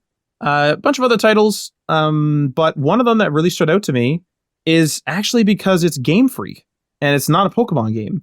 The first trailer for Beast of Reincarnation, a new action RPG from the revered developer, as I said, Game Freak, set in a post-apocalyptic Japan. The world has become consumed by corruption and overtaken by formidable beasts. You play as Emma, a cursed outcast, and her loyal dog, Ko, it's Koo, as they journey through a dangerous, ever-shifting world that demands precision and mastery of technical combat. And basically, it's like the idea is that it's a post-apocalyptic thing, and like humans are like very, very, very steadily going toward extinction. Game Freak isn't owned by Nintendo? I don't believe so. I think the Pokemon company is. I don't think Game Freak is. Oh, holy crap. Mm-hmm. Someone told me that it's literally their only other game other than Pokemon. I have not confirmed that myself. Well, I'm on their Wikipedia. They have some game called Little Town Hero. Okay. And Pocket Card, Jockey, Ride On. Like they have these other little tiny games every now and then. Tempo, the Badass Elephant. But it's mostly Pokemon. Tempo, the Badass Elephant. Mostly Pokemon. Pokemon and then Beast of Reincarnation. Yeah, there's a lot of Pokemon in here. Holy cow. Yeah, they've done some Pokemon stuff.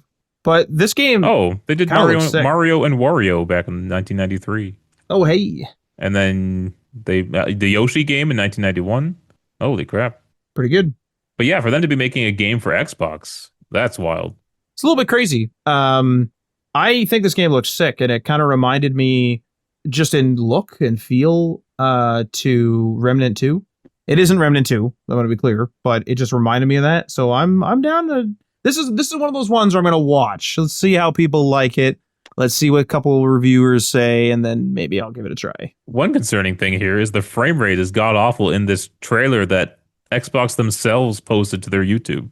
Man, I'm noticing that some trailers just have friggin' bad. Do they just not care anymore? I don't know what it is. It might be. Are they more worried about releasing a trailer that's not the performance of the game? You know what I mean? Oh, like it'll be like, a nice 120 and then the game comes out and it's 30 or whatever. Yeah, 20, 25 frames per second. Well, I mean, a lot of this stuff looked like it was in engine and things like that. So, I mean, it's early and there's a shite load of particle effects, especially with like what I believe is cherry blossoms flying around. That too, like. Yeah, you're right, man. This looks awesome. So I'm down. Like I'm down to keep an eye on it anyway. You're down to Game Freak. I'm down to Game Freak. And this one here is an interesting game.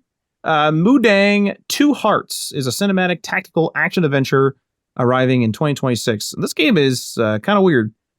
So it is a third-person tactical action adventure set in the Korean Peninsula after reunification. And it is revealed today. It was revealed at the event, It blends stealth, close quarters combat, and emotionally driven storytelling into a seamless cinematic experience. What's kind of funny is you play as this guy who's basically like a tactical Navy SEAL and a K-pop idol. Wow. This is why it's so bizarre. Another one I'm going to keep an eye on because it looks kind of fun and it looks kind of crazy. So I'm down for it. And I mean, for me, I think that's kind of it. There are no ghosts at the Grand, like showed off a bunch of stuff happening. I think that's pretty cool, but I feel like it's going to become like another mystery game to me or something where I'm just not going to end up playing it. But I don't know if you remember that one, Ryan. There are no ghosts at the Grand. It's like the last like standout, like sort of like this is a weird title to me, where you inherit an English hotel and you're trying to restore it. But Oh by yeah, yeah. but by night, like you're battling ghosts and things like that, and people are Yeah. like, "Hey, like don't like they're like just keep restoring your hotel and don't let the residents know that you're investigating and trying to figure stuff out and things like that." It So was pretty funny, yeah. it looked super cool. Here's the sad part about this: I really like House Flipper and House Flipper 2. I thought this was a House Flipper with a hotel, Oh. and when they showed it, I was like, "Man, I could fucking restore a hotel." And I was like thinking about some shit, like thinking, "Oh man, I could like change the colors and stuff. It'd be pretty good." Pretty chill game to like fall asleep to kind of thing. And then it's like, yeah, but there's also ghosts and there's a mystery and like blah, blah, blah. And it's like, oh, Christ. What's kind of interesting, though, is you have exactly 30 days and 30 nights to restore the crumbling hotel and explore the surroundings of the seaside village for eerie supernatural secrets. So it's kind of time-based in a way, which is pretty cool. Mm-hmm. And I mean, that's it for me for full games. A couple DLCs came out. One is out, I should say. Fallout 76 has their fishing called Gone Fishing update. Indiana Jones is getting an update, The Order of Giants. And this one actually does apply to me because I've been playing Age of Mythology Retold, is they're adding the Japanese pantheon for the first time. New faction and all that. Pretty damn cool because that's not in the original game. They've already added the Chinese. So the Chinese were not in the original game, but this game was remade twice or re-released, whatever. So in the first re-release, the Chinese were added. And now we're getting the Japanese. Pretty cool. And if you're a fan of Sea of Thieves Season 17 sets sail on a smuggler's tide, which looked kind of cool, actually, for a DLC/update. It's like that one where it's like, it was like cinematic, but they had like all the people living in the village or whatever, and like some top tier thieves kind of show up and they were like stealing stuff. And it's like, where'd all my stuff go kind of thing. And it looks kind of interesting. So crews can embark on new smugglers' voyages to salvage or steal hot properties and see them safely into the wrong hands. But one false move could spell disaster. It's a free update for all players in August. Nice. And I think that's it. I mean, there's a bunch of other games, of course. We're not going to cover absolutely everything. I know that you love Super Meat Boy 3D. Well, it looked pretty funny because it was kind of like it's spoofing off of Mario, right? Right. And so it's like a more violent Mario game, which is kind of fun. I very, very, very much respect Super Meat Boy. That game drives me insane. It's super hard, and I just like really, really suck at it. So, unfortunately, I'm out for. It is hard. For Super Meat Boy 3D. Like, it's just not my bag, but I appreciate it, and this game does look pretty cool. Just on a side note, I have a Roomba. Okay. And it has like replaceable, like this is like a little replaceable brush. So it's like the corners and the walls and stuff near the walls. I don't know where my cat got this from, but she just brought it into my room. And it's the Roomba's brush. It's the Roomba's brush. So probably off the Roomba, right? It must have fallen off. Yeah, but I have replacements in my like storage closet. Oh, I see. So did she go up there and like find this and then play with it and bring it down, or did she tear it off of the Roomba? So anyway, she's a menace. All right, overall, a pretty, jam-packed, I don't know what to call this. I guess overall, Summer Game Fest. Summer Game Fest, E3 a little bit. What did IGN call theirs? Games of Summer Games? Summer Games Fest? They just stole it? No. Games of Summer? That would be horrible if it's that.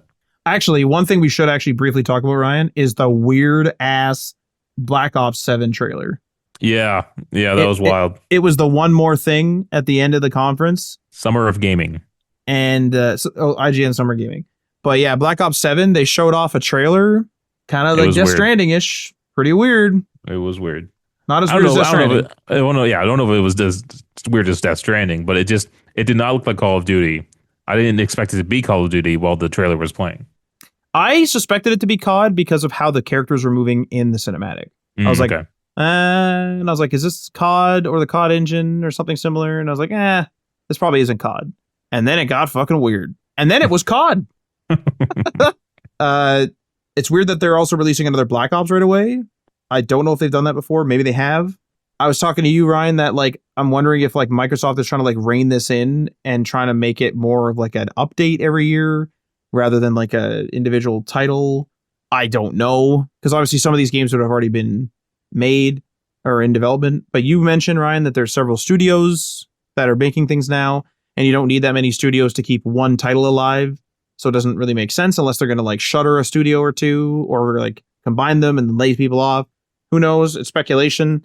All I know is that trailer was freaking weird. I think there's more information online now. I only saw the trailer, and I'm there for it. I really liked it. Okay. I really liked it. I mean, we have Game Pass anyway, so we'll have access to it. But like, did you like it? Did you like the idea of it being, I mean, pretty freaking weird? I'm more pissed off that it's like it's like what happened with Modern Warfare 3. Is that what's happening here? Are they just shoving out another Black Ops to, I don't know, to get it out of the way? Like, what's the point of doing another Black Ops right away? Well, one of the rumors online, and there's always rumors online, but one of the rumors online was that they were going to try to keep the skins together. They can still do that though, no? Usually, yeah, because usually like the skins like I don't know about Warzone and that, but like in terms of the baseline CODs, it's like each baseline COD you restart the skin library. Yeah. I kind of wonder again like whether they're changing how the franchise releases, and the Black Ops 7 is like a transitionary title. The thing is though, it's different is you might be right where the campaign's going to be, you know, worse or whatever like Modern Warfare 3. The big stab at the back or the big elephant in the room, whatever you want to call it, of Modern Warfare 3 sucking is that it was a trilogy with 2 good games and a third horrible one. Mm-hmm. And it's like, you guys have made COD campaigns. Like, even if you just did an average one, it would have been like, 3 was all right. You know, that's way better than fuck 3, you know? Yeah. Yeah. All right. That's it. All right. Is your cat destroying your Roomba? That's why you look around. No, I don't know. No, she walked behind me, that's all. She's kind of meowing, looking for more things to destroy. And eat, most likely. Just real quick before we move on to what we're playing, it did come out today, and obviously we know that they're working on it, but Sony did say that the PS6 is very much like center focus right now, I guess, for them. So the next gen's coming. I think it's a mistake.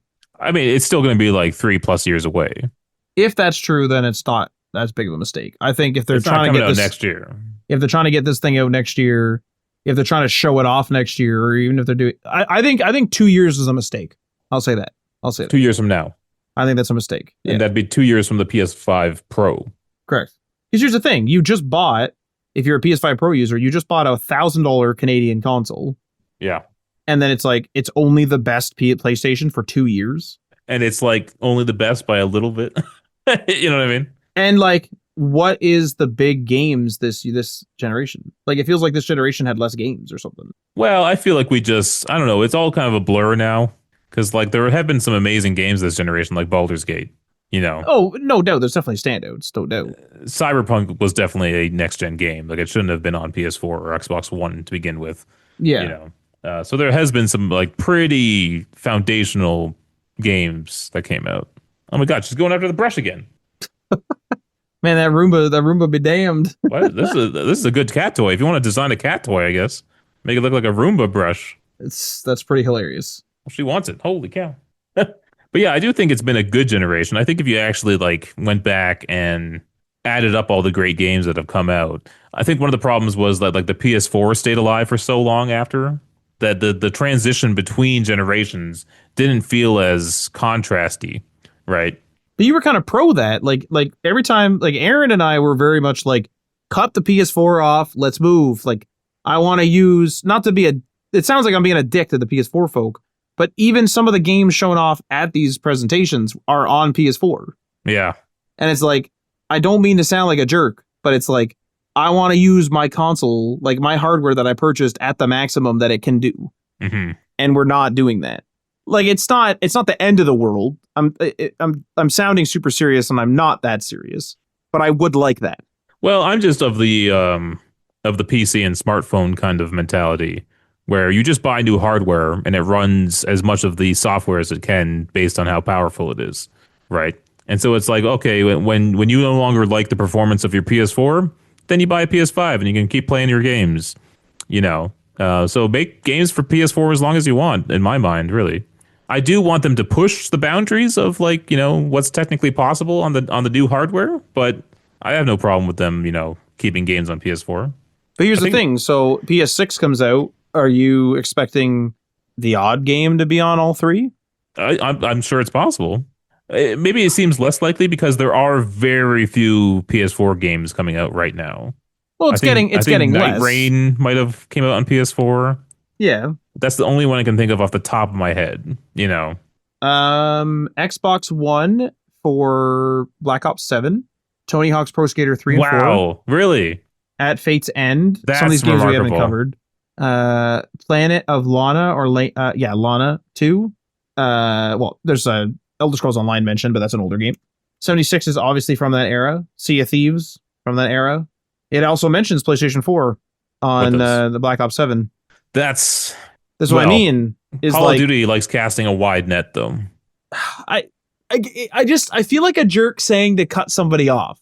Yeah, because if all they could afford was a PS4. But at the same time, we don't drive Model T's Fords anymore. Yeah, but the PS4 isn't that old though. It's not that long ago. Well, but look at it in a relative sense, where we're talking about in technology. Technology is moving frickin' fast. Yeah. I don't know. I want to use my PS5 as much as it can be used. That's my stance. I mean, I get it. Yeah, I do too, in a sense. He says with a 1080p TV. You say that with a 1080p. Yes, I'm saying. Yeah. Yeah. All right, let's move on to what we're playing, Matt. What are you playing this week? I've actually been playing Atomfall. What?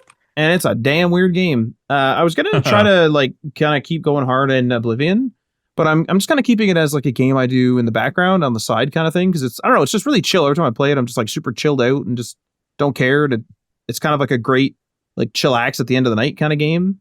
So I wanted to progress on my list a little bit, and so Atomfall is kind of right for the pickings there.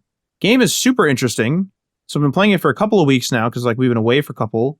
And I've just been playing a couple sessions, maybe like 3 sessions. And this is not a Fallout. This isn't like an open world, whatever. There's open world areas. It's a post-apocalyptic game for sure. But it's like you're in like a quarantine zone. So like the world is still sort of like working outside of the zone. And they do call it the zone. So of course, Stalker 2 is still haunting me. It's super interesting being in Britain. The game looks really, really good. Mm-hmm. It's from the makers of the Sniper Elite series. And I really like the conversation system. So the conversation system isn't just like, yes, sarcastic yes, or like not right now, but later, like how Fallout 4 was. What it is it'll say different things like, intimidate, wary, honest, things like that. It's more in depth. And you kind of gauge how the character is to see what kind of response you'll get. Now, I haven't played the game several times, of course. I'm still in my first playthrough. So I don't know whether the responses would vary a lot. But what it seems like on this first playthrough is that you kind of have to read what the character would be receptive to. So if somebody seems cowardly, then an intimidation may work. If somebody is very cut and dry, lawful, that's another one actually. You can be lawful.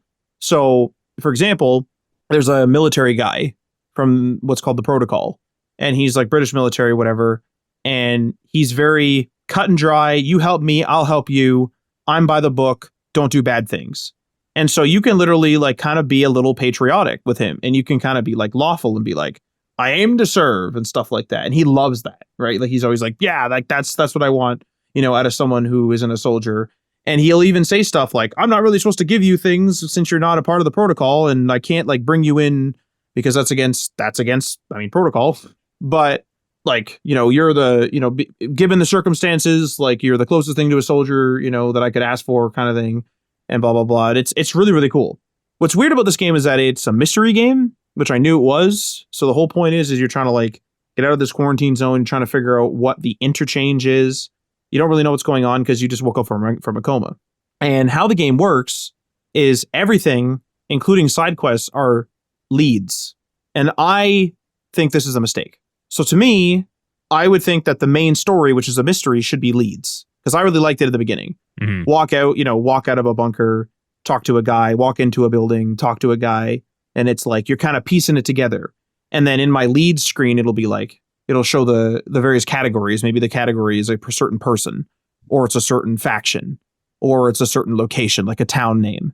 And I can click on them and it'll say like, the baker says this and, the Bill says that and this and that. And then you can resolve leads. So like, you can kind of find 3 or 4 leads, whether they're from one source or multiple, that lead you to a building. You go there and it will like knock all those off your list. My issue is this game, because it's still like semi-open world, is it does have some generic quests where it's like, hey, go here, go do that for me, do this, buy this for me, things like that. Mm-hmm. And those are leads. And I don't really feel like that's like that great. Right. It's easy enough. Like I can go into the lead system. It'll say like, Bill wants you to go to the forest. And then you just like look on the map and you find the forest. You kind of like can figure it out. You can kind of deduce what's going on. I have never had to look anything up so far in the game, even though the quest markers are lacking. So it's good that way. But it's just a nitpick to me where it just feels like if the main mystery is this interchange thing and all this, I feel like the side stuff really should have been siloed. Mm-hmm. That's just my 2 cents. But I'm enjoying it. It's freaking weird. I think it's good enough to like finish though. I'm having a bit of fun with photo mode here and there too, of course, which is nice. Like the landscape is really nice. There's a couple of things though, and I'm gonna spoil a location. So there's a location in the game called like the prison, which is a prison, and it's run by the protocol. And I'm in there, and I'm just like walking around. Like I have kind of free reign, but no one's kind of helping me. All the soldiers are kind of like, I don't like the looks of you. And it's just sort of like this dead AI feeling where it's like these guys are just on a path doing their patrol, and they're all just like, I don't like the looks of you. Don't cause any trouble. And I don't know what my boundaries are. And so I'm crawling through vents, sneaking through walls, and I'm like, am I allowed to do this? No one cares. No trespassing warning, of which there is a trespassing warning sometimes, which is nice. But there was this issue where I crawled through a vent, got myself into a situation where I didn't know where the hell I was. And I found this like pathway that I never found before because I had explored the facility quite extensively. And so I went down this pathway and I opened this door and it ended up being the yard, I believe, for the prisoners.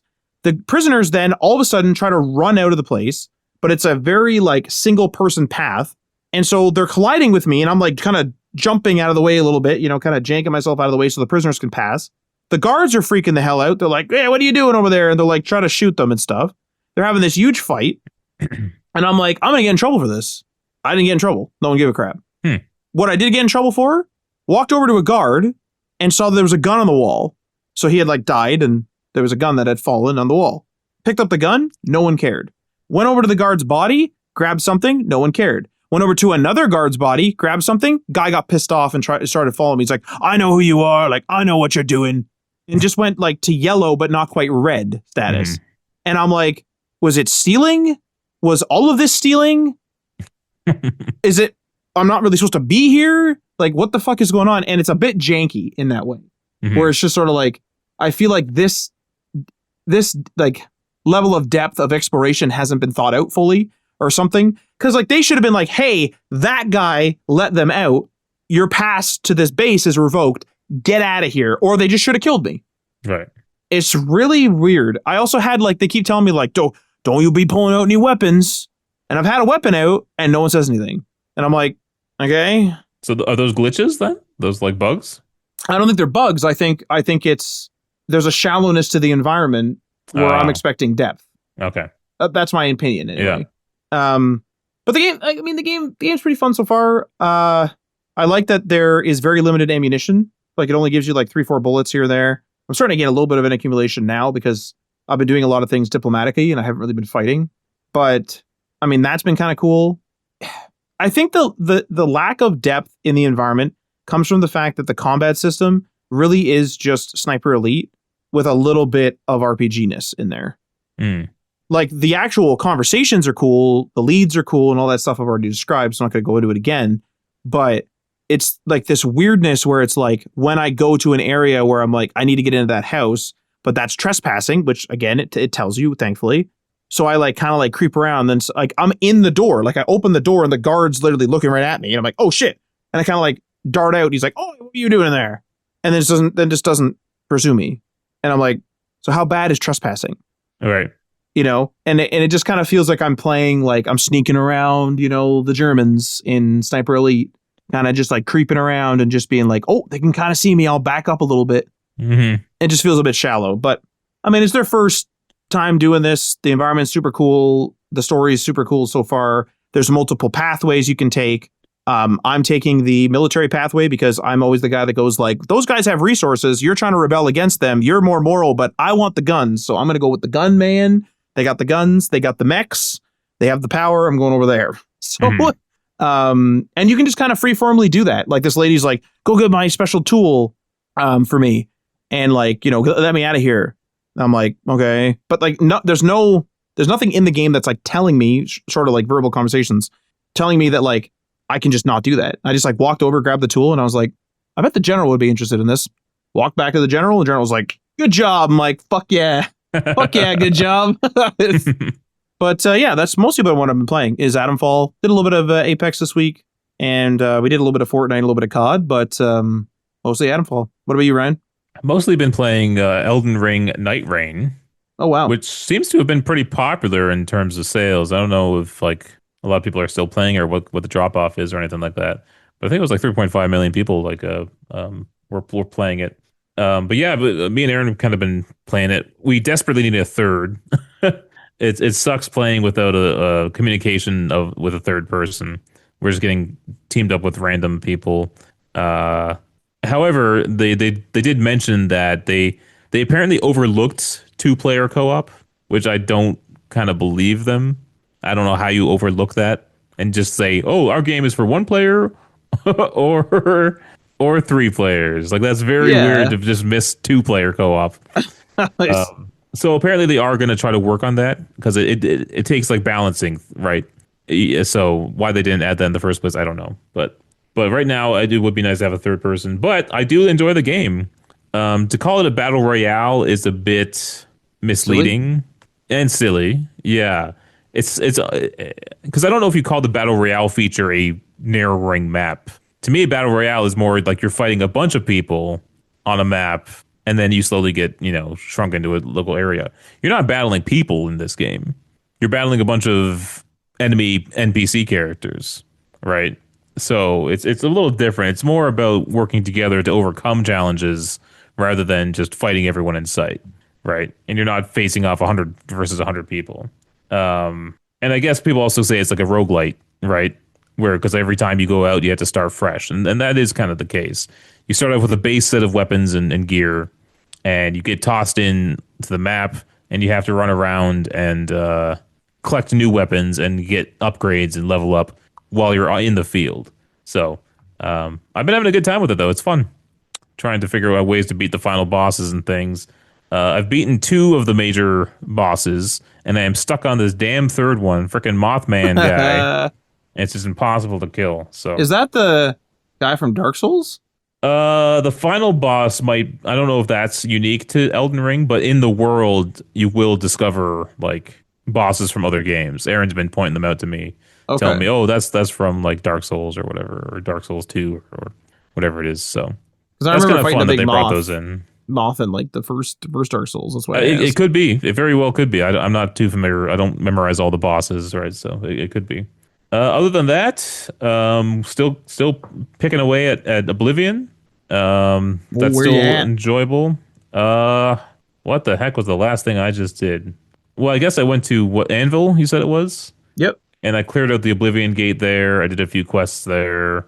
The main storyline, I needed to go find a Daedric item to give to Martin so they can perform whatever thing he needs to perform for the Xerxes book or whatever.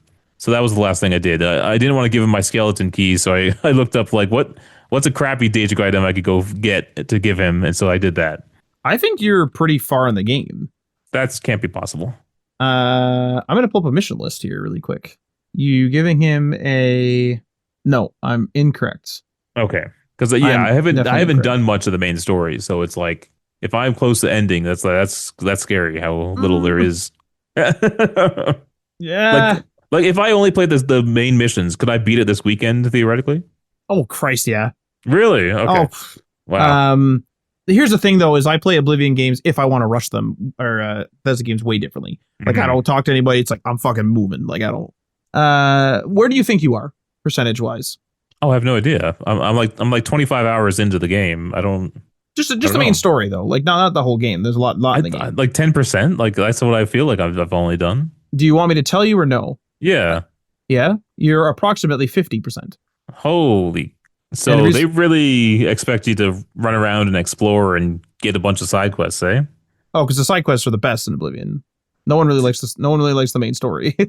My problem is it's not like other RPGs where like they just tell you where the other side quests are. You have to go find the other side quests. You have Correct. to talk. You have to go into bars and talk to people and overhear conversations and stumble across a place that unlocks a side quest. So it's like I'm not picking up a lot of side quests. In like Skyrim, it's like I would have like 20 side quests in my quest log that I had to do. Here, it's like I got like 5, and most of them are just like, oh, collect these bottles of wine as you over your travels. I'm just like, all right, Oh, Shadow Banish one, yeah. yeah. So No, yeah, like have you done any of the factions? I'm doing a bit of the Fighters Guild right now. I did some of those quests last time. That's a really good. Well, yeah. Oh, you know what? All the factions are good. That's a really good one. The Mages Guild is really good. Best of the best is Dark Brotherhood. Like really fucking good. Like really fucking good. We'll see. We'll I see if know I do that I know that you're not evil or whatever, but it's like I'll say this: it has the best environment of any of the factions I've ever played in any Elder Scrolls game. Holy crap! All right. I would say it has the best like environment and feeling, and you really feel like you're doing some Dark Brotherhood shit. And the story is really good, really good. So I would say like if you're like reaching the end of Oblivion and you can kind of tell or whatever, and you're like I'm gonna quit if I complete this story. My personal recommendation: you play how you play, but my personal recommendation is do the Dark Brotherhood because the Dark Brotherhood is fantastic, really good. Okay. Short of the arena, that's what I would go for as a kid. I'd be like, arena, now Dark Brotherhood. Wait, would you just play the arena right through? Oh yeah, make a bunch of money. Oh fuck yeah. Yeah, but don't you need to level up and gear up and stuff or no? I just used to do the arena. Can That's how I you used just to make brute money. force your way through it? Yep. What the heck? Okay. I stopped doing I like beat like 3 rounds and I stopped doing it because I thought I had to level up to fight the next guy or something because you go up a tier after that or something like that. Well, I'll say this, and this is not a spoiler for what happens, but there is a story in it that happens. I'm not going to say what happens, but then once the story is over, the arena is still the arena, so you can just like show up and like Fight whoever. you'll go fight things. Yeah, Okay. All right. I do need money though. that's exactly why I did the arena. Give Yeah. me some armor of my choice. Get like there's some weapons and stuff down there. I'm training up. Yeah, and then other than that, just the basics. Overwatch 2. Need to finish the season in 10 days. Oh boy. We did a little Fortnite, not much. No, cool. It's like the Star Wars event ended, and now it's like Superman. And then Black Ops 6. We've been doing quite a lot of actually, and I bought that Ana de Armas skin. I am the ballerina, Eve Macaro. I absolutely did not remember her name. Yeah. So that's it. That's pretty good, Ryan. Thanks Pretty good. for listening. We can catch us on Twitch Wednesdays 9 p.m. Eastern. Twitch.tv/DamonPatchMedia. We were playing Halo Wars. That's right. That was a lot of fun, actually. Having That's a great time fucking playing good that. game. That's a good game. I wouldn't mind doing some skirmishes after the campaign, actually, because I want more of like I want to upgrade more. I want to build bigger armies and stuff and take them around town. I would love to. You have that. You have ODST. that limit. There's that 30 like character limit, which sucks. You know, It's individual, in skirmish. and I think it might be higher than that. Okay, yeah, that'd be fun. All right, thanks for listening. We'll see you next time. Hey yo, peace.